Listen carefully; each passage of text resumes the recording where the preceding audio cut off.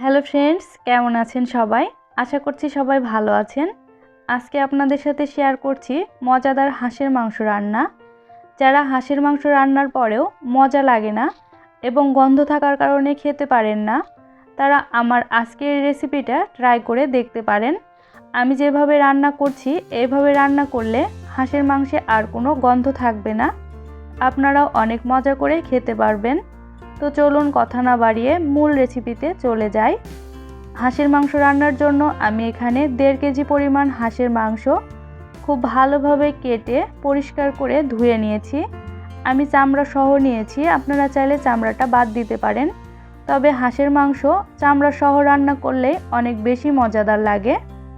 এখানে মাংস রান্নার জন্য নিয়েছি পেঁয়াজ বাটা, রসুন বাটা, আদা বাটা, সরিষার তেল, পেঁয়াজ কুচি, গরম মশলা গুঁড়া, লবণ, জিরা গুঁড়া, ধনিয়া গুঁড়া, হলুদ গুঁড়া, লাল মরিচ গুঁড়া। আর কি নিয়েছি দেখিয়ে দিচ্ছি।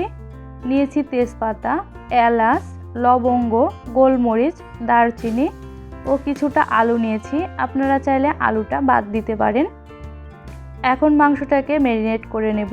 এর জন্য দিয়ে দিচ্ছি 1/2 টেবিল চামচ ধনিয়া গুঁড়া, দিয়ে দিচ্ছি 1/2 টেবিল চামচ জিরা গুঁড়া, দিয়ে দিচ্ছি স্বাদ মতো লাল মরিচ গুঁড়া। আমি এখানে 1 টেবিল চামচের মতো লাল মরিচ গুঁড়া দিচ্ছি। আপনারা যেমন ঝাল খাবেন সে অনুযায়ী দিয়ে দিবেন। দিয়ে দিচ্ছি 1/2 টেবিল চামচ হলুদ গুঁড়া, দিয়ে দিচ্ছি 2 টেবিল চামচ আদা বাটা, দিয়ে দিচ্ছি 2 টেবিল চামচ রসুন বাটা, দিয়ে দিচ্ছি 1/4 কাপ পেঁয়াজ বাটা। হাঁসের মাংস রান্নাতে আদা রসুন এবং পেঁয়াজের পরিমাণটা একটু বেশি দিতে হবে। দিয়ে দিচ্ছি পরিমাণ মতো লবণ, দিয়ে দিচ্ছি 1 টেবিল চামচ পরিমাণে সরিষার তেল। এখন সব কিছু খুব ভালোভাবে মেখে নিয়ে রেস্টে রেখে দিব 1 ঘন্টার জন্য। আপনাদের হাতে যদি সময় কম থাকে তাহলে আধা ঘন্টার জন্য রেস্টে রেখে দিবেন।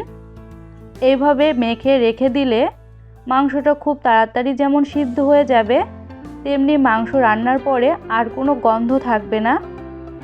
এখন আমি ঢেকে রেখে দিচ্ছি একটা সাইডে।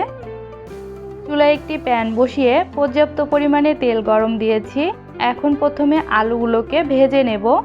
সামান্য পরিমাণে লবণ এবং সামান্য পরিমাণে হলুদ গুঁড়া দিয়ে আলুগুলোকে লাল করে ভেজে নিতে হবে। আপনারা চাইলে না ভেজেও রান্নাটি করতে পারেন, তবে আমার কাছে মনে হয় আলু ভেজে মাংস রান্না করলেই খেতে একটু বেশি মজাদার লাগে। আমি সব সময় যে কোনো মাংসে আলু দিলে ভেজে দেওয়ারই চেষ্টা করি। আলুগুলোকে উল্টিয়ে পাল্টিয়ে ভেজে নিয়েছি, এখন তুলে নিচ্ছি। একই প্যানে আমি সামান্য সরিষার তেল দিয়ে দিচ্ছি। এই রান্নাতে খুব বেশি তেল দেওয়ার প্রয়োজন নেই, কারণ মাংস থেকে অনেক বেশি তেল বের হবে। আমি এখানে কিছু গোটা গরম মশলা নিয়েছি। 3টা তেজপাতা, 4টা এলাচ, 5টা লবঙ্গ, 7-8টা নিয়েছি গোলমরিচ, 5-6 টুকরা দারচিনি। তেল গরম হয়ে গেছে, এখন সব মশলাগুলো আমি দিয়ে দিচ্ছি। এখন এগুলোকে 30 থেকে 40 সেকেন্ডের মতো তেলের সাথে একটু ভেজে নেব। 30-40 সেকেন্ড ভেজে নিয়েছি। এ পর্যায়ে দিয়ে দিচ্ছি 1 কাপ পরিমাণে পেঁয়াজ কুচি। এই মাংস রান্নাটিতে অবশ্যই পেঁয়াজের পরিমাণটা বেশি দেওয়ার চেষ্টা করবেন, তাহলে আর মাংসটি খেতে গন্ধ লাগবে না। এখন পেঁয়াজগুলোকে হালকা বাদামি হওয়া পর্যন্ত ভেজে নিতে হবে। পেঁয়াজগুলো হালকা বাদামি হয়ে গেছে। এ পর্যায়ে আমি আগে থেকে ম্যারিনেট করে রাখা মাংসগুলো দিয়ে দিচ্ছি। মাংসগুলো দিয়ে নেড়ে চেড়ে মিশিয়ে নিতে হবে। সব কিছু খুব ভালোভাবে মিশিয়ে নিয়েছি। এ পর্যায়ে আমি যে বাটিতে মাংস ম্যারিনেট করে রেখেছিলাম সে বাটিটা ধুয়ে সামান্য পরিমাণে জল দিয়ে দিলাম। আবারও খুব ভালো করে মিশিয়ে নিচ্ছি। এখন একটি ঢাকনা দিয়ে ঢেকে দিচ্ছি 10 মিনিটের জন্য। 10 মিনিট পরে ফিরে আসলাম। মাংস থেকে কিন্তু এ পর্যায়ে অনেকটাই জল বের হয়েছে। এই জলেই মাংসটা খুব ভালোভাবে কষানো হয়ে যাবে। এখন একটু নেড়ে চেড়ে আবারও ঢেকে দিচ্ছি। এভাবে ঢেকে 20 থেকে 25 মিনিটের মতো মিডিয়াম আঁচে মাংসগুলোকে কষিয়ে নিতে হবে। মাঝে মধ্যে ঢাকনা খুলে নেড়েচেড়ে দিতে হবে। আমি প্রায় 25 মিনিটের মতো ঢেকে কষিয়ে নিয়েছি। এখন আর ঢাকবো না, না ঢেকেই কষিয়ে নেব কিছু সময়। যতক্ষণ পর্যন্ত না মাংসের উপরে তেল উঠে আসবে ততক্ষণ পর্যন্ত কষিয়ে নেব। মাংস থেকে যখন তেল উঠে আসবে তখন বুঝবেন মাংসটা কষানো হয়ে গেছে। আমার মাংসটা প্রায় কষানো হয়ে গেছে। দেখুন কত সুন্দরভাবে উপরে তেল উঠে এসেছে। এ পর্যায়ে আমি আগে থেকে ভেজে রাখা আলুগুলো দিয়ে দিচ্ছি।